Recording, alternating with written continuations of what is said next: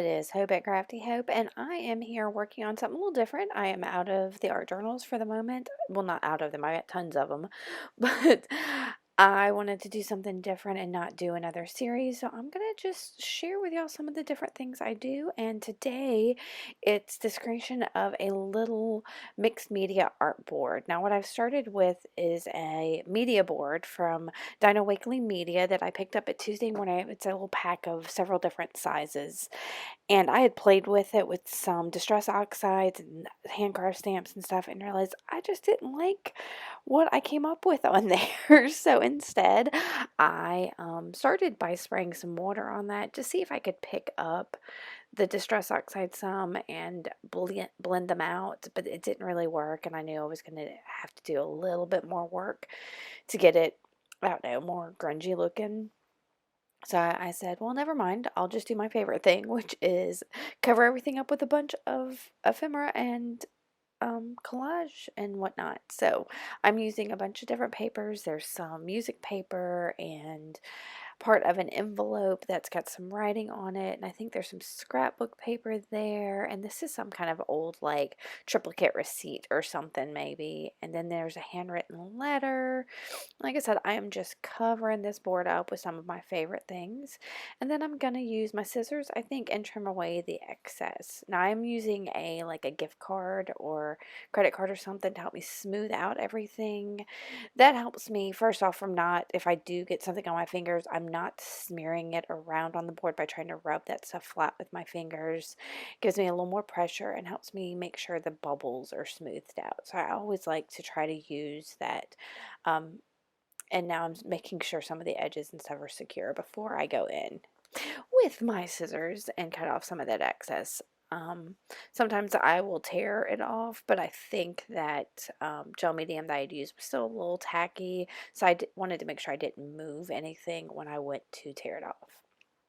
So then I start grabbing some things. I've got some Distress Oxide in Walnut Stain, and I am going around the outside of this on the edge and just a little bit in, and I've got a water brush, and I'm just really sloppily trying to blend in that Distress Oxide toward the center, like just a little bit, giving it those kind of, I guess, aged edges. I'm sorry, I was having a hard time with that many vowels in a row. Aged edges. And then I've got my big fat pencil that I'm just scribbling around a little bit. And I rubbed it a little with my finger, just kind of blend it in a bit. And now that is some Ranger Crackle paste. I think it's their opaque crackle paste. And I am using a palette knife just to spread it out, get it all over the page. I knew I wanted this media board to have I don't know, a super distressed, yummy, crackly, old looking thing. Now, once my crackle paste is dried, because I do like to leave crackle paste to dry naturally and not heat dry it, you get a much better crackle with just about every crackle paste I've ever tried. I use some distress spray in, I think that's Rusty Hinge, and just sprayed that in a couple places on my board and used a wet paintbrush to spread it out, just trying to get a little bit of that color down into the crackle. It didn't really do a whole lot. You can see just a little bit of discoloration, I guess, in there. But then to really get some color on that crackle, I took out some soft pastels. And I'm starting here with a brown one, again, to bring in that age and distress looking. And just kind of going around it, making sure it gets into the areas where I've got the crackle, so that that white crackle isn't so pure, stark white. So, and I'm going to go through a couple different colors here. I'm going to add, I think, a blue and an orange, I think, on here. You'll see. Here we go. So here's the blue. And I don't even know what made me go for the blue. Blue's my favorite color, and that's probably it. And so then, yeah, I've got the orange that I'm kind of just helping add some of that rusty yumminess. And then it's green, which again, it's one of my favorite colors, and that's kind of a bright green, like a limey green that I'm getting in there just to give it a pop of color so that it's not just browns and, I guess, oranges, off whites. So once those are on there, I go and I grab, what do I grab? I've got these texture stamps. I think they're from Bo Bunny. And I'm going to start with just a little black ink. And you see I stuck the stamp on the back of, or on the top of the stamp pad. Because I didn't really care about seeing through to see where those went. I just was lightly getting some of those little dots on there. And then I've got some Distress ink, and I think it's like Fired Brick, that I'm just putting a couple little down. That's kind of like a chicken wire pattern on there. It's from that same set, and just to give it a touch more texture. Now that's a Posca pen in brown. Yeah, it's brown. I don't even know what to tell you. And I'm just making a couple little X's on there. Again, just adding some texture and layers to this. None of it's super important, but just building up this yumminess.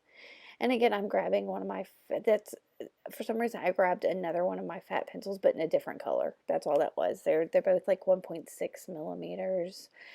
And so I just scribbled a little bit on there to get more depth.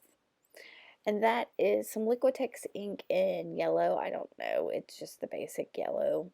And I'm letting it drip a little bit before I take a wet paintbrush in and help it spread out. Just a scoosh. And then I think I'm going to do the same thing. I wanted an orange, so I'm going to grab an orange. So I grabbed that blue, but I decided that was too much. So I grab an orange, and it's a Dynaflow, I think is the brand. It's something I happened to pick up at an Owl's 5 and dime. We don't have those anymore, I don't think, but I happened to pick it up, and it's apparently these little tiny bottles are lasting forever. I don't even know. I didn't know what it was when I bought it, but I had to have it. So now I've got these little bottles of Dynaflow ink that I use every now and then. So anyway, I get that orange on there. And looking at it here, I really kind of didn't like it. But when I finish this up, I love it. And then I've got a red of that Liquitex. And I am basically just making dots with the tip of that dauber, of that, what do you call it, eyedropper. And then I leave it to dry for a few minutes. I let that dry naturally, and I'm going to come back, and I have picked out this little boy from the Tim Holtz paper doll collection, and then a little slip of thing. I've made a stack of these that are just pieces of paper and fabric and whatever else sewn together. While I had my sewing machine out, I did a big stack of these so that I could later on sentiments or pictures or whatever, and it was already done without having to go pull out the sewing machine every time I need it.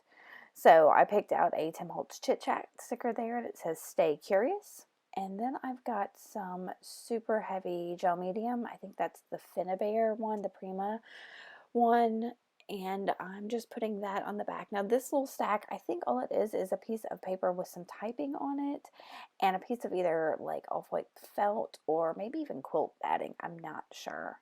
And that's all that, and I just did a straight line across it, and that's all it is, but it gives it, I don't know, it really elevates that that sentiment. So, and I'm using that same gel medium to stick down on my little guy. And if you see, I've got his feet right on the bottom of the page and his little hand resting on the line that's on there. I don't know, something about that. I was like, that's too perfect. I have to do that. So that's why I lined up those on there. Yeah, just, I really like it. This guy's been sitting on my desk ever since I completed him. So I think he's pretty sweet. And I've got those soft pastels out again, and I am just adding a little more green to it. I think I saw some of the green over there on the left, and I didn't feel like I had enough over there on the right. So that was it, just trying to give it a little bit of balance. And then I've got a Stabilo All Pencil in brown. Now, I have a black, white, and brown in the Stabilo All, and I'll admit that the brown and the white do not work as well as the amazing black does. It doesn't, I don't know, it doesn't blend or bleed, or I don't know how exactly you say it. It doesn't, I don't know, it kind of disappears a little bit rather than adding so much. So you see here, I'm going to fiddle with this quite a bit, trying to get that brown to really kind of show up as I try to add a shadow around my little guy sitting there, or standing there. And so I'm just using a water brush, and I went around him, and then I decided that the combination of the sentiment and the guy was really the focal, so I also went around that that little stack of everything there with the Stabilo and the water brush. And I think after that, I'm going to call this baby done. I'm going to give you a couple pictures of this. And if you have any questions about anything, make sure to ask me in the comments. Give me a thumbs up if you like this. And if you're not already subscribed, please make sure to subscribe and see what else I've got going on. All right, guys. Thanks for watching. Bye.